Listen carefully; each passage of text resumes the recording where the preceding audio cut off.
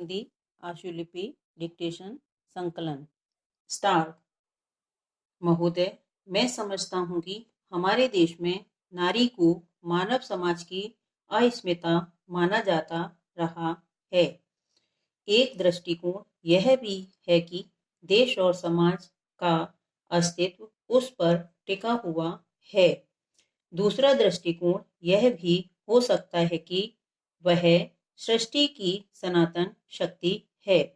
सामाजिक स्तर पर मानव समाज के सर्वांगीण विकास में नारी का योगदान किसी भी दृष्टि से कम नहीं रहा है। स्वाभाविक रूप से घर परिवार समाज और राष्ट्र की समग्र चेतना एवं स्वरूप को प्रभावित करने वाली नारी की भूमिका का आभास सामाजिक स्थान समाज और राष्ट्र निर्माण में नारी की सत्ता अखरती रही है। इसके मूल में पुरुष का स्वयं को सृष्टि का कारण मानना हो सकता है। इसलिए वह नारी को हर क्षेत्र में अपने समान मानने से इनकार करते हुए गंभीर न्यायपूर्ण दृष्टि को नजरअंदाज करता रहा है।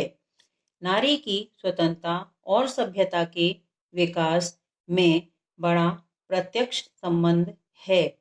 अगर मानव सभ्यता के विकास के बारे में एक नज़र डालें तो पाएंगे कि सृष्टि के प्रारंभ में मानव जंगलों में रहता था। न उसके पास घर था और न ही परिवार के नाम पर कोई व्यवस्था। इसके अतिरिक्त कपड़े भी नहीं हुआ करते थे।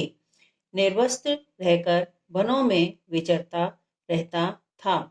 केवल उदर पोषण के लिए शिकार किया करता था। धीरे धीरे मानव कबीलों में रहने लगा। यहाँ यह उल्लेख करना अनुचित न होगा कि इसी दौरान नारी पर बंधन लगना आरंभ हो गया। दूसरी बात यह है कि नारी के प्रति भेदभाव बरतना शुरू हो गया। महोदय, शहरी तबका हो या ग्रामीण तबका, चाहे उद्योगपति हो अथवा किसान, विद्युत कटौती की समस्या से सभी लोग ग्रसित हो रहे हैं। लेकिन मंडल ने इस समस्या को दूर करना छोड़ अब अघोषित कटौती की बजाय घोषित कटौती का जामा पहना दिया है। विगत दिनों से मंडल ने संभागीय मुख्यालय में प्रतिदिन 1 घंटे और अन्य क्षेत्रों में 2 घंटे विद्युत कटौती करना शुरू कर दिया है। जबकि इस समय ग्रामीण इलाकों में सिंचाई के लिए बिजली की अत्यंत आवश्यकता होती है। इसलिए निर्बाध रूप से बिजली की आपूर्ति होना चाहिए। यहाँ यह उल्लेखनीय है कि इस वर्ष खरीफ फसल की बुवाई कुछ विलंब से हुई। वहीं अकस्मात मानसूनी बारिश की वापसी के कारण यह जरूरत उत्पन्न हो गई। इस समय सिंचाई के लिए किसान को पानी की बहुत आवश्यकता होती है और बिजली के अभाव में पानी नहीं सींच सकते हैं। इसलिए यह मुद्दा बिजली से संबंधित हो जाता है। इस प्रकार की बिजली व्यवस्था में व्यवधान होने से खेती करना कठिन हो गया है। रबी फसल या अक्टूबर-नवंबर के समय बिजली की जितनी मांग होती है वह मांग अभी अभी बढ़ गई है। मांग के अनुसार पूर्ति न होने से कृषकों को बहुत परेशानी का सामना करना पड़ रहा है।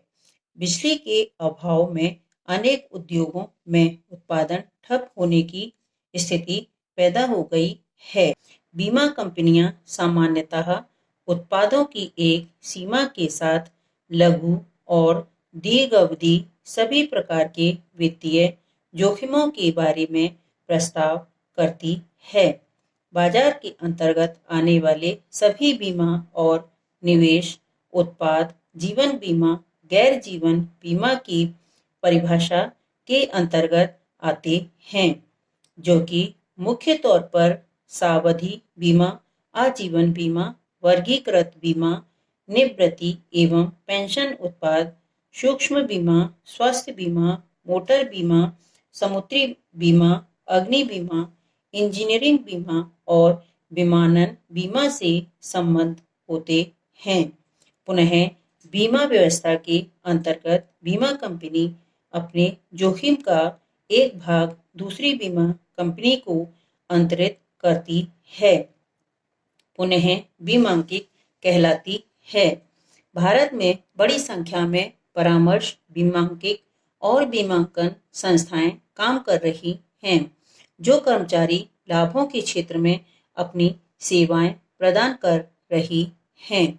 अब निश्चित रूप से स्वीकार्य किया जा सकता है कि भारतीय बीमांकित संस्थान भारत में बीमांकन व्यवसाय के नियमन के लिए सर्वाधिक संस्थान है।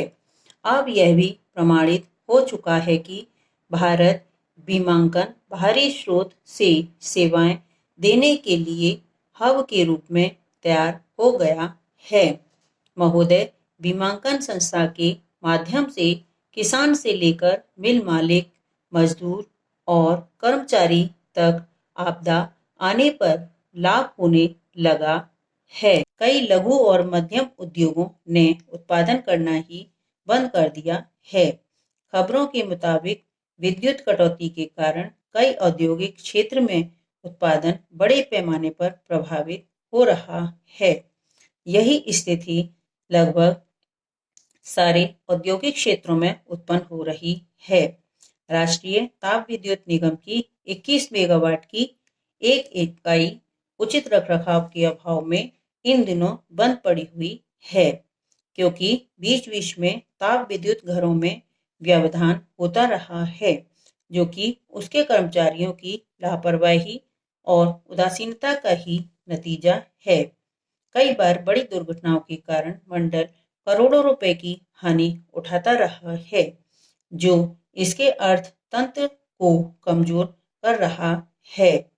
नतीजतन यदि मंडल विद्युत उत्पादन के लिए नई परियोजनाओं तथा इकाइयों में नई तकनीकी विकसित करने या आयात करने में सक्षम नहीं होता है, तो इसके लिए मध्य प्रदेश विद्युत उत्पादन मंडल की जवाबदारी साबित हो जाएगी।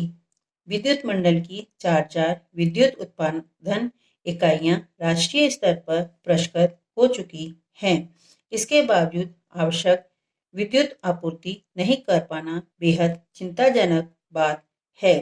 इस पर मंडल समेत सभी संबंधित जिम्मेदार पक्षों को व्यापक विचार विमर्श करना चाहिए। हिंदी डिक्टेशन के लिए एक्सप्लोर स्टेनोग्राफी चैनल को लाइक करें, सब्सक्राइब करें, बेल आइकन को प्रेस करें और वीडियो को शेयर करें।